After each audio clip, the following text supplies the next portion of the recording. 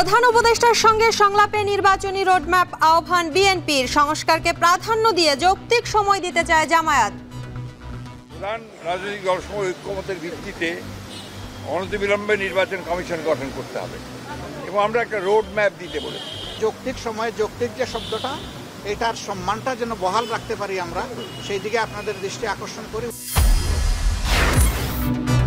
আগুন লাগার আগে জাহাজের পাশ দিয়ে স্পিড বোটের সন্দেহজনক গতিবিধি দেখা হচ্ছে সিসিটিভির ফুটেজ, নিরাপত্তা জোরদার।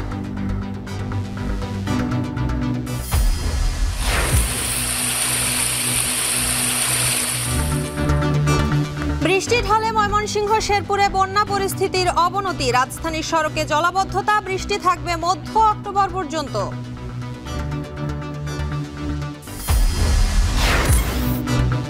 এবং দুর্গাপূজায় মাঠে থাকবে সেনাবাহিনী। নির্ভয় উৎসব পালনের আহ্বান সেনা প্রধানের। ঘুরে দেখলেন ঢাকেশ্বরী মন্দির।